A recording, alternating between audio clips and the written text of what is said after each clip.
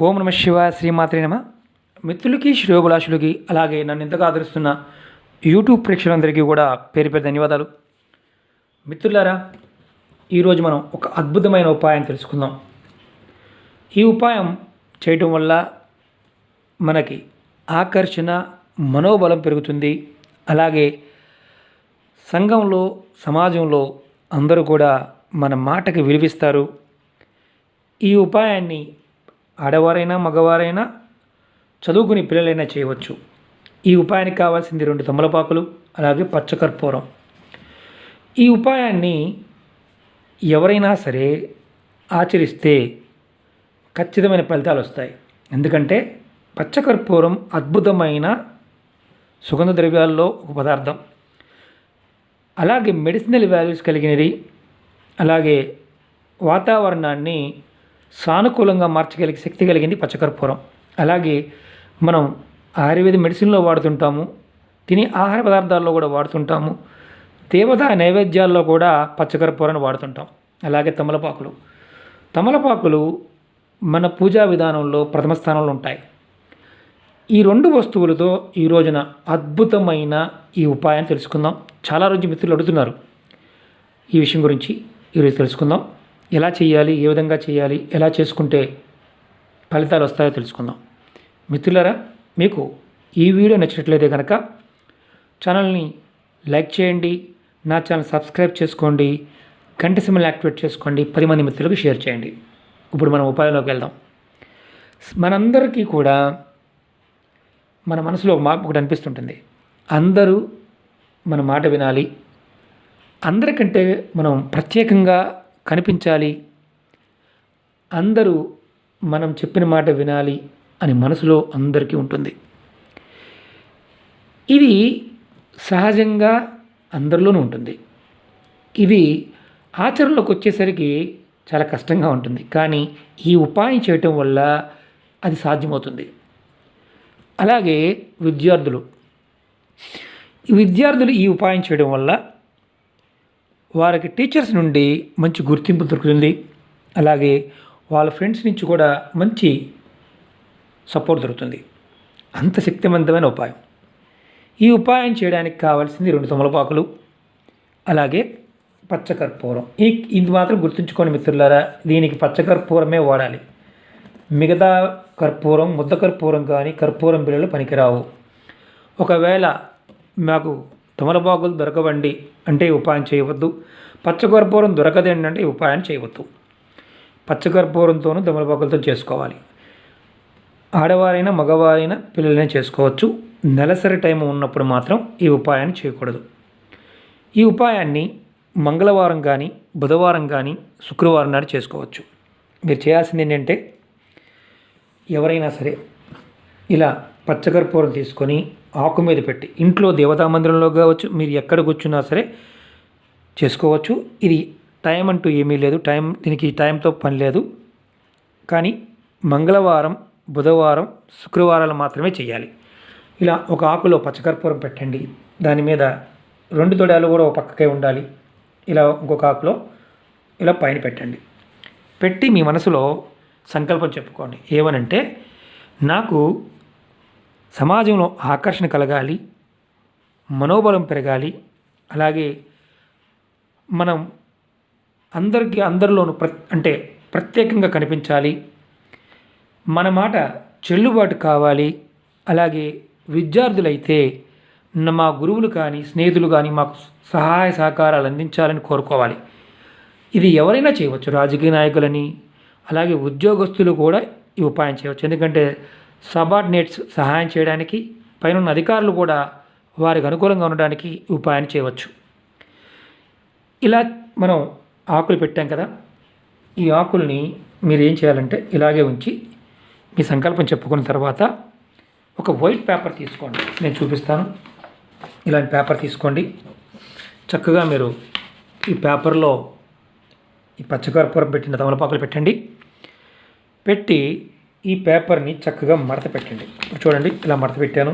తర్వాత ఇటు పక్కన 2ది కూడా మడత పెట్టాను. చిన్న పేపర్ అయినా పర్వాలేదు, పెద్ద పేపర్ అయినా పర్వాలేదు. ఇది ఏం చేయాలో చెప్తాను. ఇలా మడత పెట్టి చక్కగా ఇలా మడత పెట్టండి. ఇలా మడత పెట్టి మీరు ఆడవారైతే కనుక మీ హ్యాండ్ బ్యాగ్లో పెట్టుకోండి, మగవారు పర్సులో కానీ జేబులో కానీ పెట్టుకోండి. స్కూల్ పిల్లలు ఎవరైనా సరే, అంటే కాలేజీ పిల్లలైనా సరే వారి బ్యాగులో పెట్టుకోవచ్చు, బుక్స్ బ్యాగులో పెట్టుకోవచ్చు. ఇలా పెట్టుకొని మీరు మంగళవారం నాడు కానీ, బుధవారం నాడు కానీ, శుక్రవారం మాత్రం చేయాలి. ఇది ఉదయం చేసుకోవచ్చు, మధ్యాహ్నం చేసుకోవచ్చు, సాయంత్రం పూట కూడా చేయవచ్చు, అర్ధరాత్రి పూట కూడా చేయవచ్చు, ఎలాంటి ఇబ్బంది లేదు. ఇది మంగళవారం నాడు పెట్టారనుకోండి, వచ్చే మంగళవారం దాకా ఇది అలాగే ఉంచుకోవాలి. జేబులో కానీ, అంటే రోజు తీసి పక్కన పెట్టుకోవచ్చు, అంటే పర్సులో పెట్టుకున్నారనుకోండి పక్కన పెట్టుకోవచ్చు, లేదు జేబులో పెట్టుకుని పక్కన పెట్టుకోవచ్చు, అలాగే హ్యాండ్ బ్యాగ్లో ఉందనుకోండి పక్కన పెట్టుకోవచ్చు. ఇది వారం రోజుల పాటు ఉంచుకోవచ్చు. వారం రోజుల తర్వాత ఈ ఇందుట్లో ఉన్న తమలపాకుల్ని మార్చుకోవాలి, ఎందుకంటే తమలపాకులు వెళ్ళిపోతాయి. మళ్ళీ మంగళవారం పెడితే మంగళవారాన్ని మార్చుకోవాలి. ఇలా మీరు ఎన్ని రోజులు చేయాలి అని అనుమానం వస్తుంది.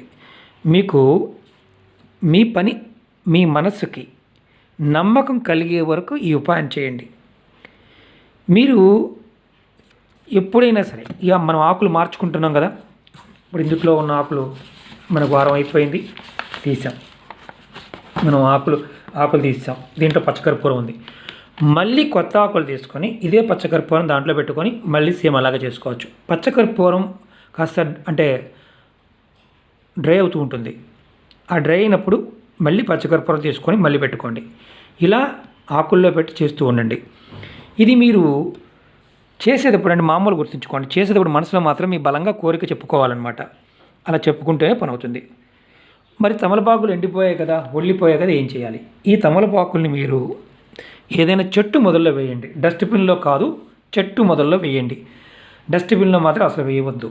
ఏదైనా చెట్టు మొదల్లో ఎండిపోయిన తమలపాకులు అలా వేస్తూ ఉండండి. ఇది మీకు కొత్త తమలపాకులు తీసుకొని ఇదే పాత కర్పూరాన్ని దాంట్లో పెట్టుకొని మళ్ళీ పేపర్లో పెట్టుకొని, అదే పేపర్ పెట్టుకోవాలని కొత్త పేపర్లో పెట్టుకోవచ్చు, అదే పేపర్లో పెట్టుకోవచ్చు, ప్రాబ్లమే లేదు.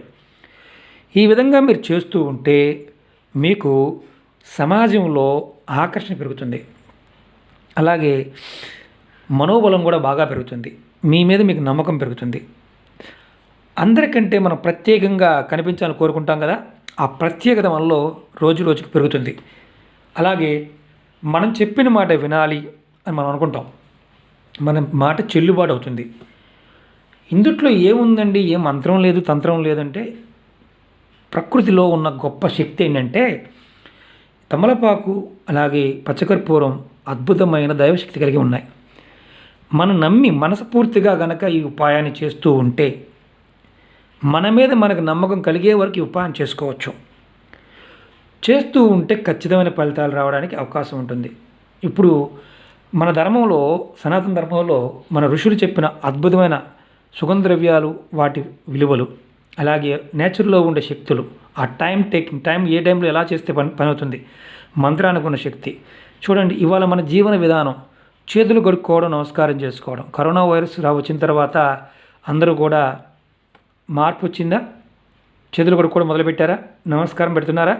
కారణం ఏంటంటే మన పూర్వీకులు ఎవరైతే ఉన్నారో వారు మన ధర్మంలో ఇవన్నీ మన జీవన విధానంలో భాగం చేశారు, ఆయుర్వేదాన్ని జీవన విధానంలో భాగం చేశారు. వారు ఇలాంటివి చాలా ఉపాయాలు చెప్పారు. మీరు ఈ ఉపాయాలు తెలుసుకోవాలనుకున్నప్పుడు చాలా ఓల్డ్ స్క్రిప్ట్ బుక్స్ ఉన్నాయి, తంత్ర గ్రంథాలు ఉన్నాయి, జ్యోతిష గ్రంథాలు ఉన్నాయి, ఆయుర్వేద గ్రంథాలు ఉన్నాయి. ఇవి చదవడానికి ప్రయత్నం చేయండి.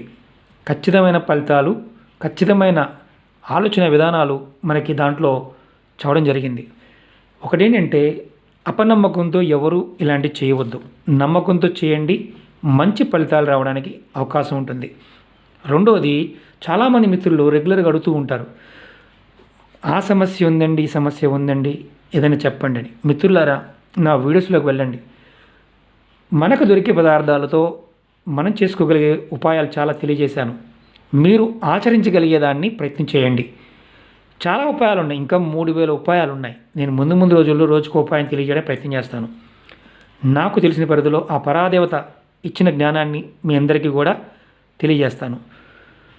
ఓం నమః శివాయ, శ్రీమాత్రే నమః. మిత్రులందరూ గుర్తుంచుకోండి, ఇవి ఆచరణలో ప్రయోగపూర్వకంగా చేసినవి, ఫలితాలు వస్తాయి కాబట్టి చేసుకోండి. మిత్రులారా, ఈ వీడియో నచ్చినట్లు లైక్ చేయండి, నా ఛానల్ సబ్స్క్రైబ్ చేసుకోండి, గంట సింబల్ని యాక్టివేట్ చేసుకోండి, 10 మంది మిత్రులు షేర్ చేయండి. ఓం నమః శివాయ, శ్రీమాత్రే నమః.